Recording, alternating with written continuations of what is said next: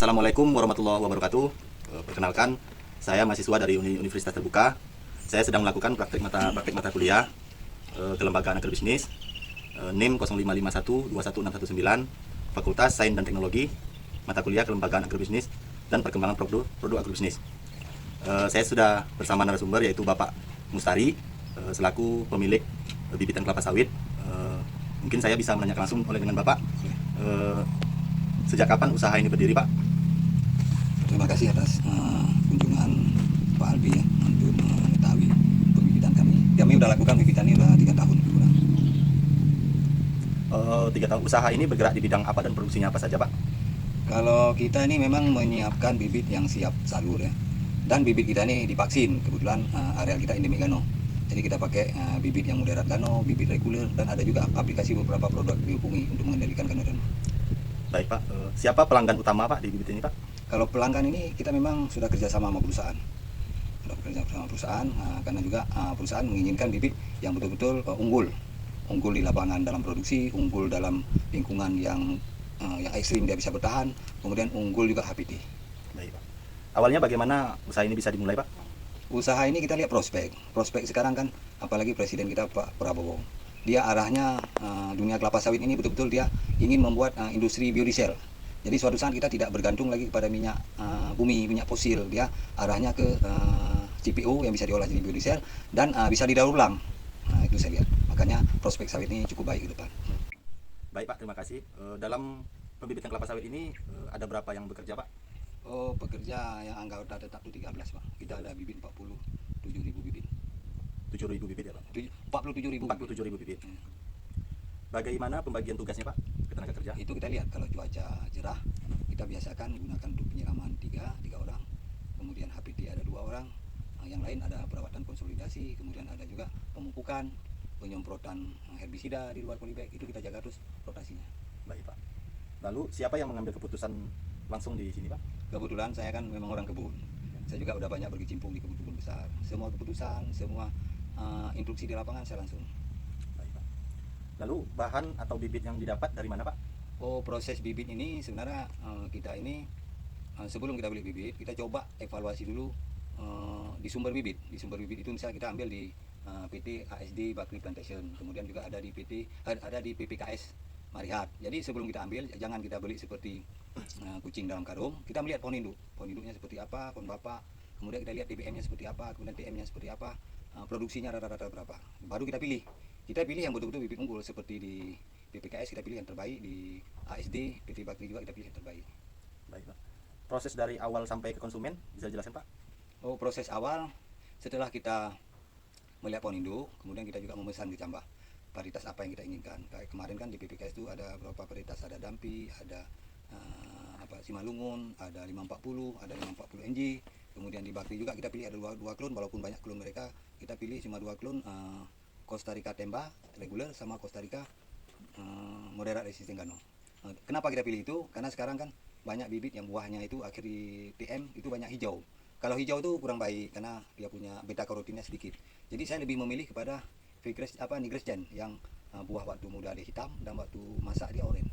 Karena kadar beta karotinnya lebih tinggi. Saya arahnya ke sana. Baik, Pak. Untuk penjualan biasanya dilakukan bagaimana, Pak?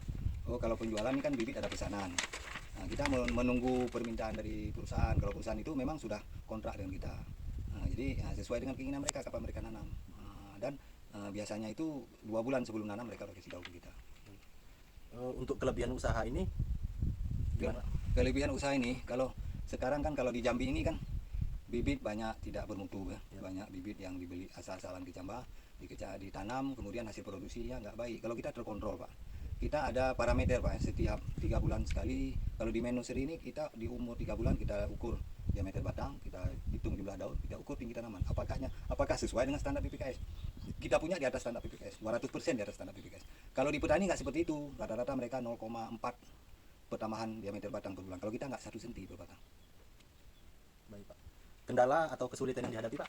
Kendala waktu di pre-nursery kemarin itu, saya kejebak juga ya, memakai bedengan dengan kayu yang ada rupanya udah ada rayap di situ, udah ada semut, ada mati kecambah sekitar 1.500. Tapi saya langsung mencari jalan keluar dengan inisiatif sendiri. Saya mulai fokus mengendalikan HPT itu, kemudian saya ganti itu bedengan dengan tali, kemudian juga saya pupuk dengan baik, saya rawat dengan baik. Alhamdulillah dari 40.000 kecambah itu saya bisa tanam 47.000 dengan teknologi yang saya kuasai lah. Baik, Pak.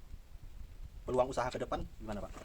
Kalau prospek ke depan sawit ini bagus ya. Sawit ini kan memang untuk konsumsi bahan makanan bisa, contoh saya bilang minyak goreng, kemudian mentega, Ya. kemudian bisa juga kosmetik. Kalau yang sekarang malah yang sawit-sawit busuk sekarang ini bisa diolah jadi CPO asam, bisa digunakan untuk biodiesel. Jadi prospeknya luas, cukup luas. Kalau saya lihat, saya bandingkan dengan kenapa kita sering masalah di sawit ini, sering diagung-agungkan hal-hal yang aneh-aneh, karena persaingan bisnis. Kalau sawit ini nggak bisa dilawan sebenarnya. Semua kebutuhan hidup itu perlu sawit. Baik, baik. Lalu untuk pesaing atau ancaman, Pak, menurut Bapak? Kalau ancaman, selagi kita mutu bibit yang kita buat lebih baik dan bibit kita punya kelebihan moderat resisten ganoderma, saya rasa nggak ada masalah di persaingan. Yang persaingan itu kan bibit abal-abal. Kalau bibit kita kan memang jelas terukur. Baik, baik. Untuk mengenai ide produk, Pak, apakah yang Bapak pakai ini bibit unggul bersertifikat? Oh, bersertifikat, Pak. Kita waktu kita beli kecambah aja kan ada DU juga. Waktu kita ambil kecambah juga kan ada semacam bukti kwitansi pelunasan, kemudian ada daftar persilangan, kemudian kantongnya berlabel, kemudian kotak peti kecambah juga disegel. Kita selalu berpikir kepada hal-hal yang positif. Kita nggak mau membeli kecambah asal-asalan. Lalu untuk paket bibit atau pupuk? Oh, kalau paket di sini waktu pre-nursery saya gunakan, kemarin ada dari Ibu Eni, itu mereka ada pakai trichoderma di pre-nursery. Kemudian sistem pemupukan kita sistem takar di polybag ya, kita larutkan urea 2,5%, kemudian kita larutkan NPK 2%. Itu setiap minggu genap kita gunakan pupuk NPK, minggu ganjil kita gunakan pupuk urea. Kemudian kalau pengendalian HPT kita sering pakai inseksida yang umum saja lah. Kemudian kalau mengatasi penyakit bercak daun kita pakai Amstar Top. Kemudian untuk mengendalikan ganoderma kita gunakan produk Mycorrhiza, produk Actinoplus, dan ada produk chip juga. Kemudian ada juga produk Mycopir. Dari ketiga produk itu saya lebih memilih ya dari beberapa percobaan itu, karena saya langsung berkecimpung di lapangan. Itu lebih bagus dipakai produk Germi yang dari IPB Bogor. Kemudian ada Mycopir Gold. Kemudian ada Actinoplus. Itu yang terbaik karena dari beberapa saya ukur diameter batang itu yang paling bagus, diameter batang, jumlah daun dan tinggi bibit. Untuk desain produknya, Pak, bibit dalam polybag contoh seperti itu, Pak, dan untuk kestandaran usia dari tanaman sendiri? Kalau kita bandingkan, PPKS kan standar pertumbuhannya siap salur itu diameter batang 6 cm, kemudian jumlah daun itu 18,5, kemudian tinggi bibit 126.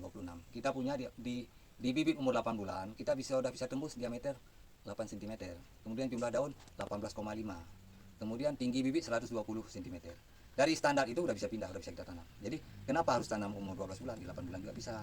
Cuma persoalan ini kan kesiapan perusahaan yang belum siap arealnya dibuat sesuai keinginan tanaman. Ya.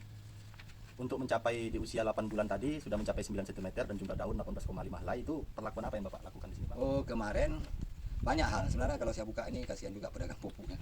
Kemarin waktu saya masuk pertama kemari pakai NPK Mutiara, kemudian pakai NPK Pak Tani. Jadi saya melihat waktu pertama saya di sini, saya analisa kenapa udah 2 bulan pupuk nggak ada perubahan, daun masih kuning, kemudian tanaman seperti nggak berkembang.